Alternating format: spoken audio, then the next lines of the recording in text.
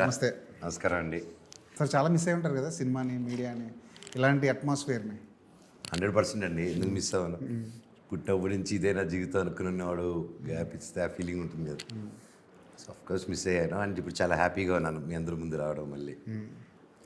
మీ career starting రోజునే నాకు different క్యారెక్టర్లు చేయాలని ఉంది. మీకు అప్పుడే ఓ 4 సినిమాలు చేసిన తర్వాత హీరో అంటే హీరోడమ్, ఈ స్టార్డమ్ ఇది కొంచెం బోర్ కొట్టి వెరైటీగా చేయాలి, విలన్గా చేయాలి, క్యారెక్టర్ రోల్స్ చేయాలి అని చాలా చెప్పేవారు అప్పుడు. అవును. కానీ ఈ ఫేజ్లో అవన్నీ వర్కౌట్ అవుతున్నాయి వరుసగా. మీరు కోరుకున్న కెరీర్ ఇప్పుడు మళ్ళీ బిల్డ్ అవుతున్నట్టు అనిపిస్తుంది నాకు. అవును. And I'm happy and it like how it's coming the choice of films. అప్పుడు ఎలా నేను ఎప్పుడైతే డిఫరెంట్గా చేయాలి, ఒకటికి ఒకటి సంబంధం లేకూడదు, ఏదైనా కొత్తదనం చేయాలని నాకు వచ్చే క్యారెక్టర్స్ ఇప్పుడు వచ్చే ప్రతి సినిమాలోని ఇప్పుడు నెక్స్ట్ ఒప్పుకున్న సినిమాల్లో కూడా చాలా డిఫరెంట్గా రాసుకుని వస్తున్నారు. And I'm so excited to be a part of this generation film making also. విలన్గా చేయాలన్న డిజైరు అది మిరాయితో ఏమైనా ఫుల్ఫిల్ అవుతుందా? నో అండి, not really. Out and out villain at to come. Out and out villain రావాలి ఇంకా. సార్, ఇంత long gap తర్వాత మళ్ళీ ఫస్ట్ డే సెట్కి వెళ్తే, భైరవన్ సెట్కి వెళ్ళినప్పుడు ఆ మూమెంట్ ఎలా ఎంజాయ్ చేశారు సార్? ఆ రోజు ఎలా ఉంది? సూపర్ హ్యాపీ డే అండి. అది one of the happiest day నా లైఫ్లో. అండ్ ఫస్ట్ షాట్ అయింది, అందరూ క్లాప్స్ కొట్టారు, like welcoming big back. And it was nice heart touching moment అప్పుడు. అండ్ అప్పుడు మళ్ళీ స్టార్ట్ చేస్తున్నానని నా బాగా గుర్తు. ఆ రోజు మా డైరెక్టర్ గారి దగ్గర, కెమెరామ్యాన్ గారి దగ్గర అందరూ బ్లెస్సింగ్స్ తీసుకున్నాను, కాలికి దండం పెట్టి, మీరే మళ్ళీ బొట్టు పెట్టి ముందుకు తీసుకెళ్తున్నారని చెప్పి. అండ్ ఆ రోజు డైరెక్టర్ గారు ఎమోషనల్ అయినా కౌగిలించుకొని అన్నాం, మాటిస్తున్నా ఈ సినిమా చూడండి మిమ్మల్ని ఎలా చూపిస్తున్నారు. ఆయన చెప్పిన దానికంటే 1000 రేట్లు బాగా చూపించారు ఆయన. And I'm grateful to him. ట్రైలర్లో ఒక డైలాగు బాగా హంట్ చేస్తుంది, ఇప్పటివరకు తగ్గడం చూశారు, ఇప్పుడు నెగ్గడం చూస్తారని. అది మీ పర్సనల్ లైఫ్కి, మీ కెరీర్కి అదేమన్నా రిలేటెడ్ అనిపించింది నాకైతే.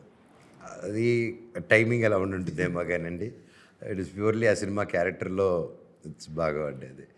అది ఇంకెవరైనా తీసుకుంటే అలాగే. ఇంకా ఎలా అనిపించింది సార్ మరి ఇంకొక 2 హీరోలతో స్క్రీన్ షేర్ చేసుకోవడం అనేది? ఆ సెట్లో ఎలా ఉండేది కాంబినేషన్ అన్నది? గోలగోలగా ఉండేదండి. ఒక పండగలాగా ఉండేది, లిటరల్లీ పండగలాగా ఉండేది. ఎందుకంటే వాళ్ళు అందరూ ఫుల్ డైరెక్షన్ డిపార్ట్మెంట్, అందరూ full jovial gang, camera department full fun gang. And అందరు తెలిసిన వాళ్ళం, వచ్చిన ప్రతి ఆర్టిస్ట్ తెలుసు. సో మాకు టైం ఎలా అయిందో కూడా తెలియదండి. అండ్ డైరెక్టర్ గారు కూడా 3 monthsలో సినిమా తీయడం అంటే ఇట్స్ నాట్ ఎ జోక్. ఈ నెలలో పెట్టి కొడితే అసలు మీరు రేపు చూస్తే ఎలా తీశారు ఇంత ఫాస్ట్గా అంటే, డే అండ్ నైట్ రెస్ట్ అనేది మర్చిపోయాడు ఆయన. So that's one hats off to him. వంట కూడా చేసినట్టున్నారు సెట్లో లాస్ట్ డే షూటా? లేదండి, మధ్యలోనే ఒకసారి చాలాసార్లు చేసుకుంటూ ఉన్నాం. అండ్ ఒకటి బయట కవర్ అయ్యింది అనమాట. బాగా వండుతారా మీరు? ట్రై చేస్తాను, యామ్ యామ్ కామ్ యామ్, అది ఇది వేసి కొడితే వచ్చేస్తుంది ఒక డిష్. అది రెసిపీ అంటే ఏముండదు, రెసిపీ అంటే ఏముండదు అండి. అంటే ఉంటుంది ఇంకా రాయలసీమ చేతి తీరు కదా, సో కొంచెం ఆ టచ్ ఉంటుంది. సార్, ఈ గ్యాప్లో చాలామంది మీ ఫ్యాన్స్ కానీ, కామన్ ఆడియన్స్ కానీ వెయిట్ చేశారు, మనోజ్ ఎందుకు డల్ అయిపోయాడు, రావచ్చు కదా, మళ్ళీ చేయొచ్చు కదా అని. ఒక టైంలో మీరు సినిమాలు ఇంక చేయనన్న స్టేట్మెంట్ కూడా ఇచ్చారు. ఆ స్టేట్మెంట్ ఇవ్వడానికి, మళ్ళీ కంబ్యాక్ అవ్వడానికి కారణం ఏంటి సార్? ఆ పాతది మీ అందరూ తెలిసిందే, అరిగిపోయిన గ్రామర్ ఫోన్ రికార్డ్ లాగా చెప్తూనే వచ్చాను కాబట్టి. సో ఎందువల్ల ఆ గ్యాప్ వచ్చిందో అందరూ తెలిసింది, ఎందువల్ల తీసుకున్నానని. మళ్ళీ తిరిగి రావడం అనేది, ఎందుకంటే ఆ గ్యాప్ తీసుకున్నాను, దాని తర్వాత ఒక 2.5 years తర్వాత ఇంక చాలా లెట్స్ గెట్ బ్యాక్ అనుకున్నాను. అది మళ్ళీ ఎక్స్టెండ్ అయింది. అప్పుడు నా చేతుల్లో లేదు, సినిమా చేతికి వెళ్ళింది. అండ్ ఆ వెయిట్ చాలా నేర్చుకున్నాను, ఆ వెయిట్లో చాలా కొత్త విషయాలు చూశాను. అండ్ ఐ థింక్ అవన్నీ కూడా to make me a better actor in ఫ్యూచర్కి నా పర్సనల్ ఎక్స్పీరియన్సెస్ వెళ్ళిపోతుందని నేను ఒక యాక్టర్గా అనుకుంటున్నాను. మధ్యలో హీరోగా కొన్ని ప్రాజెక్టులు అనౌన్స్ చేశారు, పోస్టర్లు అవి ఆడవాడి అంతా జరిగింది. ఆ ప్రాజెక్టులు ఏమైనా సార్? ఆమ్ బ్రహ్మాస్మి మీకు తెలిసిందే, అప్పుడు ఆగేది పర్సనల్ వల్ల. వాట్ ద ఫిష్ ఏమైందంటే అది 3 seasonsలో తీయాలండి సినిమా. అది ఫస్ట్ 2 times వీసా ప్రాబ్లం వచ్చింది టీమ్ మెంబర్స్కి, మెయిన్ టీమ్ మెంబర్స్కి. అండ్ దాంట్లో బల్క్ డేట్స్ నాది, సత్య గారిది, వెనిల్ కిషోర్ గారిది, ఇంకో ఇద్దరు మెయిన్ వాళ్ళది. మా ఐదుగురిది 60 days బ్లాక్ ఉన్నింది దానికి. ప్లస్ ఒక 30 days బఫర్ అక్కడ ఫారిన్కి వెళ్తున్నాం కాబట్టి కెనడా. దాంట్లో దాన్ని 3 seasonsలో చేయాలి. సో ఇనిషియల్లీ అది ప్లాన్ చేశారు కానీ it's great script, great director and he's not compromising దాంట్లో. అండ్ అది మనం మార్చమని చెప్పలేదు. సో కేవలం ఆ వీసాస్ డిలే, ఆ లాజిస్టిక్స్ వల్ల అది డిలే అయింది తప్ప. అండ్ ఆ తర్వాత మా మిరాయి డేట్స్ వచ్చేయడం, ఈ డేట్స్ వచ్చేయడం, దాదాపు ఒక 1 year నడిచింది ఆ వీసా ప్రోగ్రామ్ ఇవన్నీ. So yeah, and it didn't stall, definitely it will come back. ఆ సినిమా ఇట్స్ గ్రేట్ స్క్రిప్ట్ అది కూడా. That was the reason for that అండి, అంతకు మించి ఇంకే లేదు. మీలో ఒక రైటర్ కూడా ఉన్నాడు కాబట్టి ఈ గ్యాప్లో ఏమైనా కథలు రాసుకోవడం, స్క్రిప్ట్లు తయారు చేసుకోవడం ఇవన్నీ జరిగాయి ఏమన్నా? నేను ఒక యాక్షన్ యానిమేషన్ స్క్రిప్ట్ రాశానండి. అది పిల్లలకి ఒక ఆ స్టైల్లో, పెద్దలు కూడా ఒక ఫ్యామిలీ అంతా చూసుకునేలాగా ఒక మంచి యాక్షన్ సూపర్ హీరోది. సో అది స్టోరీ బోర్డింగ్ అయిపోయింది. That will start pretty soon అండి. అండ్ నేను యాక్ట్ చేయని దాంట్లో ఇట్ ఈస్ ఆల్. పైగా ఇప్పుడు మంచి సీజన్ అనుకుంటా యానిమేషన్కి, ఆ ట్రెండ్కి ఇప్పుడు మంచి సీజన్ అనుకుంటా కదా, టెక్నాలజీ కూడా బాగా పెరిగింది. ఎస్ అండి, మంచి season, good competition, good technicians ఉంటారు. అండ్ మధ్యలో animation field it became difficult because lot of apps, education apps, ఇలా డిఫరెంట్ యాప్స్. అప్పుడు ఇండస్ట్రీలో గ్రాఫిక్స్ అనేవాళ్ళు బాగా దొరికేటి. ఇప్పుడు కొంచెం ఎడ్యుకేషన్ యాప్స్ అని, కొంచెం వేరే యాప్స్ అని, ప్రతి ఫీల్డ్లోనూ గ్రాఫిక్ డిజైనర్ అవసరం. World has became as such. So ఇప్పుడు గ్రాఫిక్ ఆర్టిస్ట్ దొరకడం కూడా ఇట్స్ ఇది. సో అన్నిట్లో అన్ని ఛాలెంజెస్ ఉంటాయండి. ఆ ఛాలెంజెస్ వచ్చింది. But now with AI technology వచ్చి డిస్టర్బ్ చేస్తుంది అంటారు. ఆ టెక్నాలజీ ఎప్పటికప్పుడు కొత్తదనం వస్తుంటుంది. దానికి మనం అడాప్ట్ అవ్వాలి. దానికి మనం we should be ready to learn. మేము నేర్చుకోమంటే ఇప్పుడు మనం వెనకాల పడిపోతాం, పిల్లలు ముందుకు వెళ్తారు. So I feel it's a constant learning and every change we have to welcome and incorporate and what I feel అండి. ఈ గ్యాప్లో మీ కెరీర్ మొత్తం మారిపోయింది. కెరీరు, పర్సనల్ లైఫ్లో కూడా కొన్ని స్ట్రగుల్స్ ఫేస్ చేశారు. ఒక దశలో మంచు మనోజ్ బ్యాంక్ బ్యాలెన్స్ కూడా 0 అయిపోయింది అని వినిపించింది. ఆ టైంలో నిజంగానే ఆ స్టేజ్కి వెళ్ళారండి? ఎస్ అండి, అప్స్ అండ్ డౌన్స్ వచ్చింది నాకు కూడా. అండ్ ఐ థింక్ నాకు గుడ్ సపోర్ట్ సిస్టమ్, నా friends, my sister and well wishers and అందరూ నాకు తోడుగా నీడుగా నిలబడి నన్ను ముందుకు తీసుకెళ్లారు. And then we started this business. And దాంట్లో నుంచి కూడా then we started seeing some light in life. So no complaints అండి. ఎస్, హార్డ్షిప్ చూసాము. నేను మా భార్య ఇద్దరం కలిసి చూసాము ఆ హార్డ్షిప్. తీసుకునే డెసిషన్కి మేము కట్టుబడి ఇద్దరం కష్టమో నష్టమో నిలబడదాం. ఎందుకంటే మ్యాక్సిమం ఒకరికి ఆర్థికంగా ఇవన్నీ కొడితేనే డిస్టర్బ్ అవుతారు. దట్స్ హౌ, రాజుల కాలం నుంచి.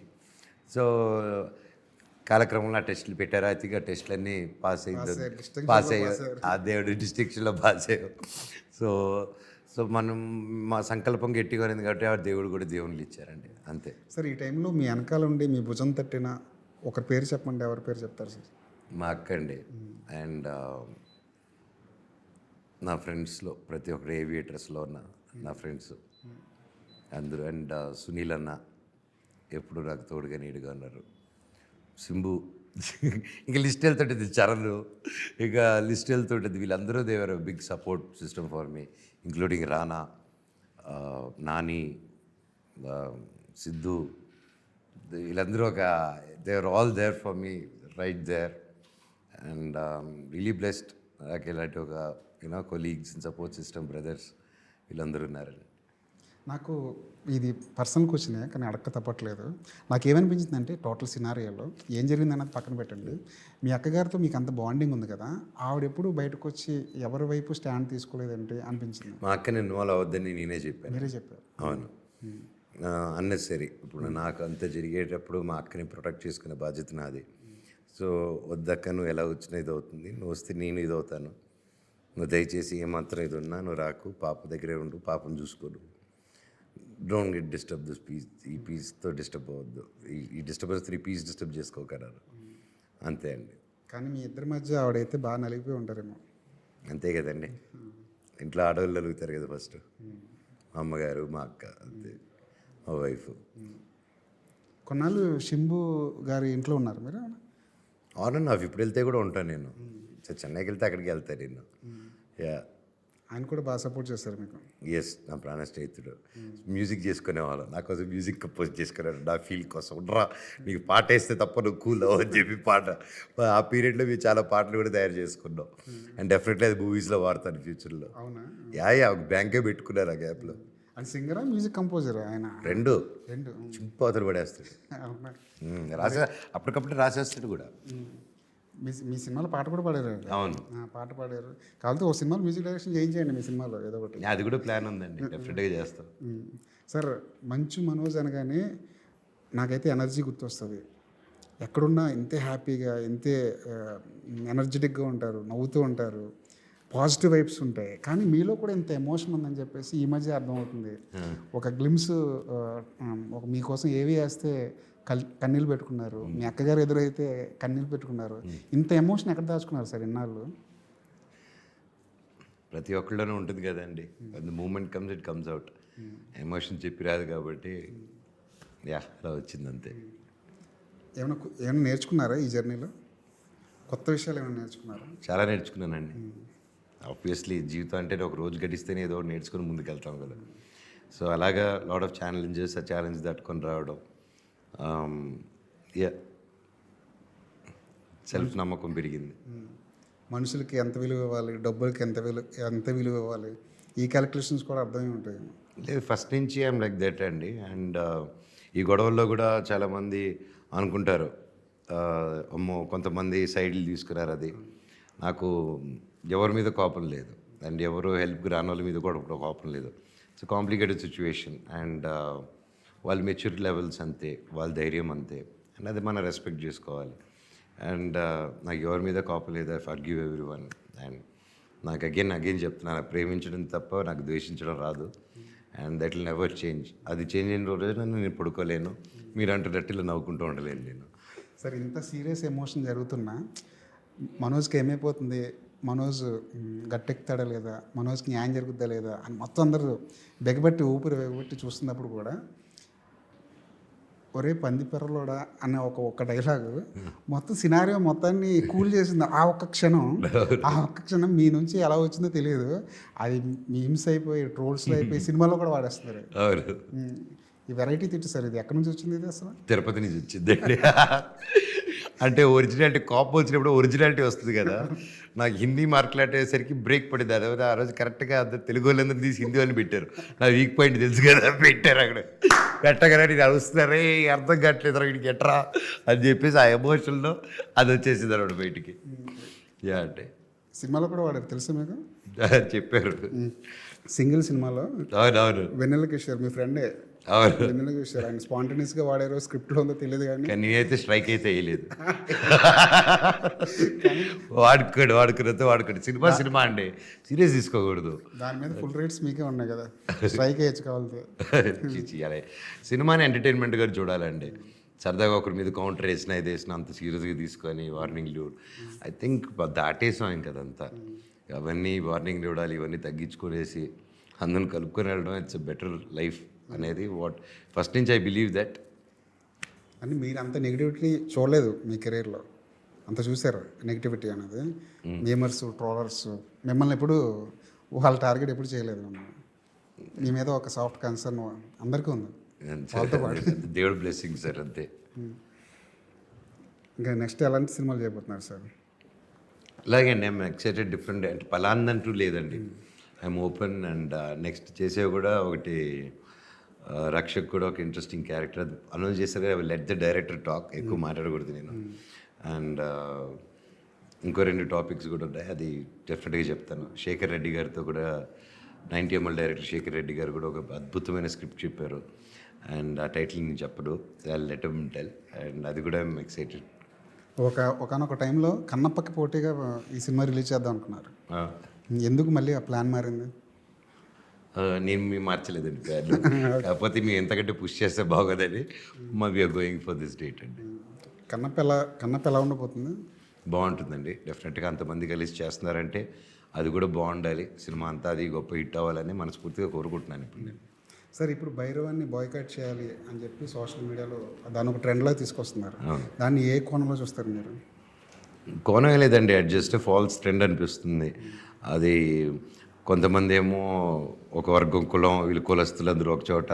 ఈ రోజుల్లో ఎక్కడుందండి? నేను అదే ఇందాక కూడా చెప్పాను, ప్రశాంత్ నీల్ గారు ఏ కులం, సింగిల్ సినిమా డైరెక్టర్ ఏ కులం, తమిళ అయినా ఆయన కర్ణాటక అయినా తీసి తల మీద పెట్టుకోలే, హిట్ కొట్టలే. సో టాలెంట్, ఇండస్ట్రీలో టాలెంట్ అండి మనది గొప్ప industry. We have a beautiful industry. మన ప్రొడ్యూసర్లు, డైరెక్టర్లు అందరూ గొప్పవాళ్ళు. ఎందుకంటే ఇక్కడ మన వర్గమా, ఈ రోజుల్లో ఫ్రెండ్నో 10-20 వేలు అడిగితేనే ఇది ఉంటుంది. అలాంటిది ఒక టాలెంట్ చూసి ఒక నమ్మకంతో అన్ని కోట్లు వేసే ఏకైక బిజినెస్, మన ఏకైక field, I won't call it business, ఏకైక ఫీల్డ్ ఇదండి. బిజినెస్ అయినా ఒక ROI ప్లాన్ వేసుకొని ఇంత పెడితే ఇంత వస్తుంది అవన్నీ వేసుకుంటారు. ఇక్కడ ఓన్లీ నమ్మకం, గట్ ఫీలింగు, ఇతని మీద టాలెంట్ ఉంది, ఈ స్టోరీ ఇతనితో నమ్ముతుంటే ఆ ప్రొడ్యూసర్ చేసేస్తారండి. అంతేగాని ఇతను కమ్మోడా, రెడ్డియా, కాపువా, క్రిస్టియనా, ముస్లిమా అవి చూడరండి. And that's what I strongly believe. అలాగే సినిమా అనేది అందరినీ కలిపేది, విడదీసేది కాదు. ఒక సినిమా థియేటర్కి ఇంతమందిని తీసుకొచ్చి నీ పక్కన ఎవడు కూర్చున్నాడు అనేది కూడా లెక్క చేయరు. మన హీరో కనిపించగానే వేస్తాం, అరుస్తాం, ఒకరినొకరు హైఫైలు కొట్టుకుంటాం, థియేటర్ బయట డ్యాన్స్ చేస్తాం, అండ్ కులాలు, ఆధార్ కార్డులు చూసుకోరండి సెలబ్రేట్ చేస్తాం. సో అప్పుడప్పుడు అవి వచ్చినప్పుడు నాకు ఎందుకు ఈ మిస్గైడు, పాలిటిక్స్లోకి వెళ్ళిపోయింది క్యాస్ట్, స్టూడెంట్స్లోకి వెళ్తుంది. అండ్ ఎప్పుడు నేను ముందు కూడా చెప్తాను, మనందరిది స్టూడెంట్స్ చెప్తాను, స్టూడెంట్స్ మీరు క్యాస్ట్ గోల్లో పడకండి, మనందరిది ఒకటే కులం, మనది ప్రేమి కులం, సో అది గుర్తుపెట్టుకోండి అని చెప్పేసి let's love each other, embrace love. So అంతేగాని ఇవి I don't encourage, and I don't think cinema industry also ever encourages అండి. అది ఒకవేళ ఎవరైనా చెప్పినా కూడా అది is just a falls propaganda. ఇంకోటి, డైరెక్టర్ గారు ఎప్పుడో 15-20 సంవత్సరాల ముందు ఏదో పెట్టారని వచ్చింది, ఆయన పెట్టారో లేదో కూడా తెలియదు. అండ్ ఒకవేళ అప్పట్లో పెట్టున్న 20 years బ్యాక్ ఎంత వయసు అయింది ఇది, అండ్ ఆయన పెట్టారని చెప్పట్లా, నాకు తెలియదు. అండ్ ఐఎమ్ షూర్ ఎవరు పెట్టారో కూడా తెలియదు, హ్యాక్ అయింది అంటున్నారు. అండ్ అలాంటి ఆయన డీపీఏ పవన్ కళ్యాణ్ గారిది డీపీ ఉంటుంది. ఆయన బాధ అంతా ఒకటి, అన్న ఇంత ప్రేమించి ఇంత ఆరాధిస్తే నన్ను మిస్అండర్స్టాండ్ చేసుకొని ఎవరో చేసినందుకు ఇలా చుట్టుకుంటున్నారంటే అది నాకు బాధ వేసింది అనమాట. None of us we are not against anyone, మీకు తెలిసిందే నా గురించి కానీ డైరెక్టర్ గారి గురించి కానీ. ఉస్తాద్ భగత్ సింగ్ కూడా ఆయన సెకండ్ యూనిట్ డైరెక్టర్గా చేస్తాడు. ఆయన కథ చెప్పారు, ఉస్తాద్ భగత్ సింగ్కి సెకండ్ యూనిట్ డైరెక్టర్ చేస్తాను, ఒక కండిషన్, నాకు ఆయన సీన్ చేయాలని. అది 2 సినిమాలు చేసింది, ఈ సినిమా కూడా ఇంత పెద్ద భారీ బడ్జెట్లు చేసేటప్పుడు ఎవరు చేస్తారండి? డబ్బుకా, ఫేమ్ కాదు, ఆయనకి ఎలాగ దీంతో వస్తున్నాయి కదా. అది కేవలం ఆరాధిస్తున్నారు, ఆరాధించే దైవం కాబట్టి ఆయనకి అదే. మొన్న కూడా ఐ ఫీల్ స్టేజ్లో పవన్ కళ్యాణ్ గారిని నా పొగిడే ఉద్దేశంలో అలాగే మిస్ఫైర్ అయింది తప్ప, స్టేజ్ మీద మన ఏలూరు స్టేజ్లో అది ఎటిటో ల్యాండ్ అయింది తప్ప ఇంకొకరిని ఉద్దేశించి కాదు. సినిమాలో అండి ఇప్పుడు మాకు ఆ పాలిటిక్స్ ఇవన్నీ వేసి రుద్దుకొని ఇంత ఎంటర్టైన్మెంట్ దీంట్లో why would anyone do it. So నా రిక్వెస్ట్ ఒకటే, ప్రతి ఒక్కరికి, మీకు అలాగే ఆడియన్స్కి, దయచేసి సినిమా పాలిటిక్స్ కలపకండి. మీ సపోర్ట్ మా డైరెక్టర్ గారికి, ప్రొడ్యూసర్ గారికి, మమ్మల్ని అందరిని నమ్మి ఒక మంచి సినిమా తీసి ఒక మంచి ఎమోషన్ ఫిల్మ్ వస్తుంది, యాక్షన్ ఓరియంటెడ్, మీరందరూ చూసి బ్లెస్ చేస్తారని. థియేటర్స్కి వెళ్ళి చూడండి, ఇది థియేటర్ ఎక్స్పీరియన్స్ ఫిల్మ్. అండ్ తప్పకుండా చూసి మా అందరిని బ్లెస్ చేస్తారని ఆ దేవుని కోరుకుంటానండి. ఒకనొక టైంలో మీరు పాలిటిక్స్లోకి వెళ్ళిపోతారని చెప్పేసి చాలా గట్టిగా ప్రచారం జరిగింది. మీరు పవన్ కళ్యాణ్ గారు ఎప్పుడు కలిసినా సరే ఆ వైబ్ కనిపించేది, వెళ్ళిపోతారేమో అని. అలాంటి ఆలోచనలు ఉండేవన్నప్పుడు? యాజ్ ఆఫ్ నో లేదండి. అంటే నాకు ఎప్పుడు నాకు సమాజమైన ఏదైనా జరిగిన హుడ్ జరిగినప్పుడు కూడా మాకు ఒక టీం ఉంది, ఫ్రెండ్స్ అందరూ, మేమందరం. అందుకు ఇప్పుడు విజయ్ గారు కూడా ఉన్నారు డైరెక్టరు, ఆయన చాలా సోషల్ సర్వీస్ చేస్తున్నారు ఆయన. సో నేను అది చెప్పాను, సార్ మీరు ఇంత చేస్తారు, ఫస్ట్ షెడ్యూలే చెప్పాను, తెలుసుకున్నాను ఆయన గురించి, మీరు ఇంత మంచి పనులు చేస్తున్నారు సార్. ఆయన ఒక ఆఫీస్ పెట్టుకొని యంగ్ డైరెక్టర్స్కి, రైటర్స్కి వచ్చి రాసుకుంటూ ఉంటారు, ఆయన ఫుడ్, ఆయనే చూసుకున్నట్టు. అంత మనసు ఈ రోజుల్లో ఎవరికి ఉంటుందండి. నేను చెప్పాను, సార్ నాకు ఇష్టం, ఇద్దరం కలిసి పెద్దగా చేద్దాం సార్ అనుకోని కూడా ముందుకు వెళ్తున్నాం మేము. అండి. డిప్యూటీ సీఎం అయిన తర్వాత పవన్ కళ్యాణ్ గారు కలిసారా? లేదండి, కలవలేదు. అంతకుముందు కలిసారు? అంతకుముందు కలిశాను. And politics are that medium. ఇప్పుడు నాకు ఎన్నో మీడియంస్ ఉన్నాయి, నాకు ప్రజల దగ్గర ఉండాలని ఇష్టం. అండ్ ఆబ్వియస్లీ మనందరూ ప్రజల వల్లే ఇలా ఉన్నాం. అండ్ వాళ్ళ కోసం ఏదో ఒకటి చేయాలంటే పాలిటిక్సే అక్కర్లేదు, there are many medium. But then in future politics వల్ల ఇంకొంచెం ఎక్కువ సర్వీస్ చేయగలుగుతా అంటే 100% ఫ్యూచర్ విల్ ఆన్సర్ దట్ అండి. ఎలా ఉన్నారండి పవన్ కళ్యాణ్ గారు డిప్యూటీ సీఎంగా ఆయన చూస్తుంటే బాగా ఇష్టపడతారు కదా మీరు? హ్యాపీగా ఉందండి అండ్ బాగా కష్టపడుతున్నారు and the way is going around and taking the meetings and చాలా హ్యాపీగా ఉంది to see his achievements and the work is doing and so happy and more power to him, more power to the power. మీ కెరీర్లో బాగా కష్టపడి dream project అనుకుని చేసిన cinema ఊ కొడతారు ఉలిక్కి పడతారు. ఆ సినిమా విషయంలో ఏమైనా రిగ్రెట్స్ ఉన్నాయండి మీకు? ఆ సినిమాలో ఒకటే అనుకున్న బడ్జెట్లో తీసుంటే బాగుండేది. అది 8 కోట్లు 6 కోట్లు అనుకున్నాం ఫస్ట్, 28 కోట్లకి వెళ్ళింది, 24 కోట్లకి వెళ్ళింది అప్పట్లో. So yeah, that is one thing, budget concern should have been there but it's done. So that lesson నేర్చుకున్నాం. దీని మీదే నేను పోటుగడ బడ్జెట్లో తీసి చేయాలన్న దీంతో పోటుగడ బడ్జెట్లో చేసి హిట్ చేసాం అనమాట. మేము దేవుడి దయగల మేము చేయలేదు, ప్రజలు హిట్ చేశారు. నెక్స్ట్ ఇలాంటి డ్రీమ్ ప్రాజెక్ట్ ఏమైనా ఉందా? ఏమైనా అనుకుంటున్నారా ఇలాంటి సినిమా తీయాలి అని? ఇప్పటి నుంచి ప్రతిదీ నా డ్రీమ్ ప్రాజెక్ట్ అండి. అప్పుడు కూడా ఎవ్రీథింగ్ అది ఆ డ్రీమ్ ప్రాజెక్ట్. బట్ అప్పుడు బాలయ్య గారు అందరూ కలిసి ఇట్ వాజ్ డార్క్ కామెడీగా ఒకటి, అప్పట్లో డార్క్ కామెడీ అప్పుడు చేద్దాం అని వే యాడ్ అవుట్ ఏం చేద్దాం అని చేసాం. సో యా, దట్స్ ఆల్ అండి. Now also every different project will be my dream project అండి. Right sir, all the best. మీ ఇన్నింగ్స్ ఇక నుంచి ఫుల్ ఫ్లెడ్జ్డ్గా రాకింగ్ స్టార్ ఎలా అనిపిస్తారో, ఎలా పిలుస్తారో అలాగే రాక్ చేయాలి ఇండస్ట్రీని. Thank you. All the best. Thank you so much.